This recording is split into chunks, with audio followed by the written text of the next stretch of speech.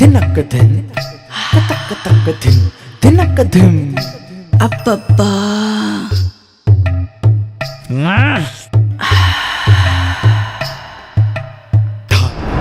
చుమ్ చక్క కచక్క కచక్క రే నా చుమ్ చక్క కచక్క ధే రే నా చుమ్ చక్క కచక్క కచక్క రే నా చుమ్ చక్క కచక్క ధే రే నా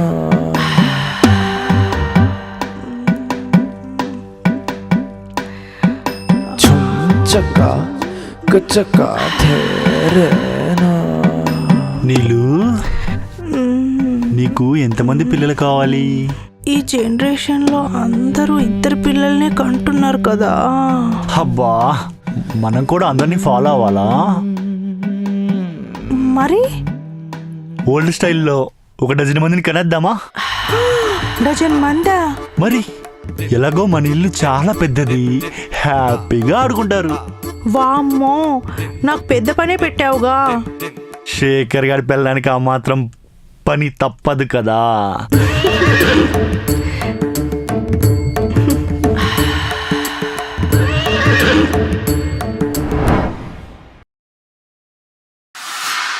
హే పోవే, 1 minute ఉండు, ఏదో ఫోన్ వస్తుంది.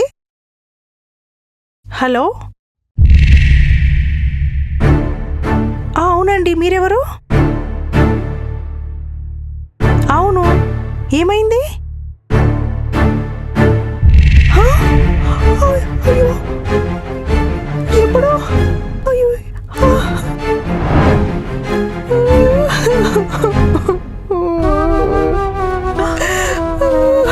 శేఖర్ శేఖర్ శేఖర్ శేఖర్ ఏమైంది? ఆఫీస్లో మెట్లెక్కుతుండగా కాల్ జారి కింద పడ్డాడంట. ఇప్పుడే డాక్టర్ వచ్చి చెప్పాడు, పెరాలసిస్ స్ట్రోక్ అంట.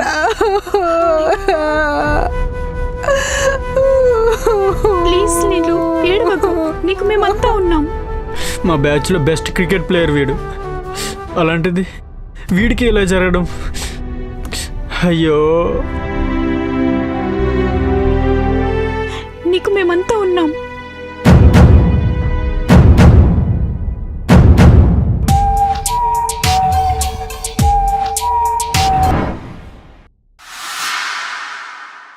నీలు, అదే మా శేఖర్ గారు నిన్ను ప్రేమగా నీలు అని పిలుస్తాడు కదా. పాపం, ఇక మీదట ఎవరు పిలుస్తారు నిన్ను? పోనీ నన్ను పిలవమంటావా?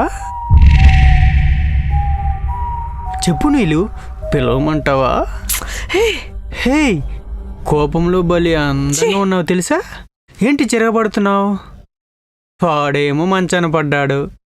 మరి నెక్స్ట్ మంత్ నుంచి రెంట్ ఎవరు కడతారు? ఈ ఇల్లు నాదే, ఓనర్ని నేనే. నా ఇంట్లో నువ్వు ఉంటున్నావు. నువ్వెంత పంతంతో ఉంటే నేను రెంట్ దగ్గర పంతంగా ఉండడం తప్పు కాదు కదా. మీ బెస్ట్ ఫ్రెండ్ వైఫ్తో ఇలా బిహేవ్ చేస్తున్నావు, సిగ్గుగా లేదా? సొగసు చూడొత్తారమ్మా, సిగ్గెందుకురా మామా. చూడు నీలు, ప్రతి నెల రెంట్ ఇచ్చే రోజు నాతో ఓయకు వచ్చావంటే రెంట్ ఇవ్వాల్సిన పనే లేదు. కాదు, కూడదు, మాంగళ్యం, మొగుడు అని పత్తిత్తి మాటలు మాట్లాడితే ఈ ఇంట్లో నుంచి నిన్ను నీ రోగిష్టి మొగుడిని గెంటి పడేస్తా. ఆలోచించుకో నీలు డార్లింగ్.